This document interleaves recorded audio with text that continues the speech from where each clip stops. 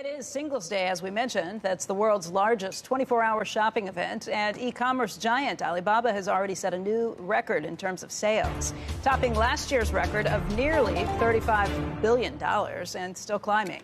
Arjun joins us right now from Alibaba's campus in Hangzhou, and that's in China too. Arjun, what can you tell us this morning?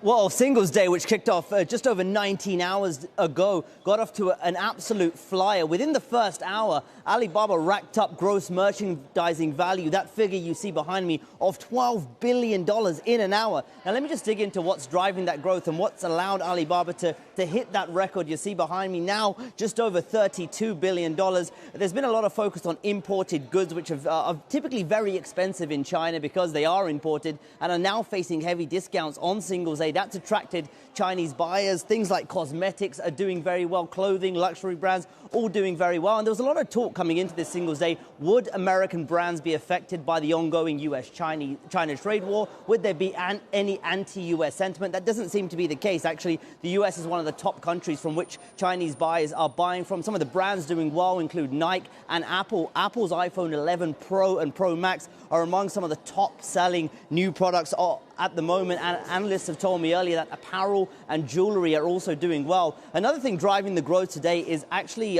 consumers from some of the smaller Chinese cities, not necessarily your Beijing and Shanghai and these giant metropolises. Some of these smaller cities are coming on board, more disposable income and spending on Singles Day as well. And another part of this whole experience is the entertainment. You guys mentioned Taylor Swift earlier. That kicked off Singles Day last night, but also live streaming. You get these internet celebrities live streaming about products, and within the stream, which people are watching on their mobiles, can buy the products. That is very, very different to, say, how we shop on Amazon, for example. And it's a very Chinese phenomenon that's spreading across Asia to places like Japan and South Korea as well. Now, let me just set the expectations. The analysts have told me that they're looking for a figure at the end of the day, in midnight, in just a few hours, of about $37 billion in total GMV. Right now, as I mentioned, we're just above $32 billion at the moment, so a little bit way to go, but still a few hours left on the clock.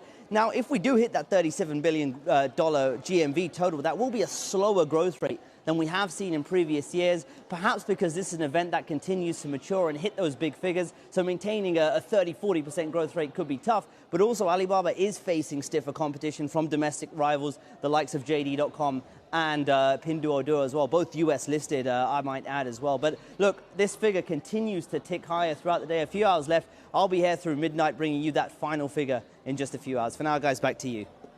Arjun, that number behind you is clicking faster than the national debt clock that we have just around the corner here.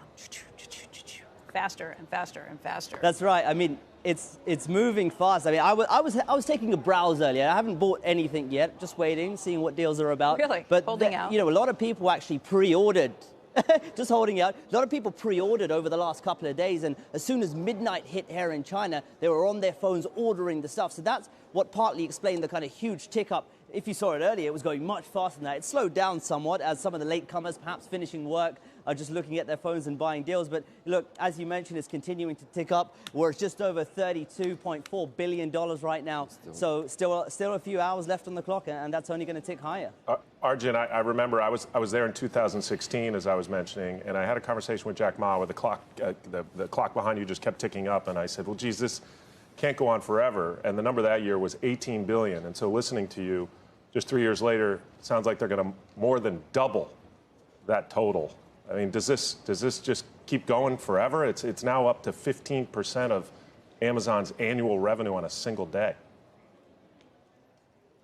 Yeah, I mean, this will continue going. It's such a huge thing here, and there's so much excitement around it. I mean, when you look at the likes of Black Friday and Cyber Monday over in the US and other parts of the world as well, it's a very different experience. I mean, it's kind of crazy that they had a 3–4 hour gala last night to kick off this event with Taylor Swift performing, a load of other local celebrities here in China with huge followings as well. It's a whole different experience. And actually, let me show you something very quickly. This screen here is a live stream. You get all these internet celebrities here talking about products. And at the top here, you've got all the discounts, people in their apps buying stuff as these live streams are going on from these internet celebrities. Very different experience, I'd say, to what we have when we're shopping on an Amazon or some other site as well. So that's all part of what they call here shop-attainment experience, and that's actually helping to drive growth as well for Alibaba and many of these other e-commerce giants in China as well.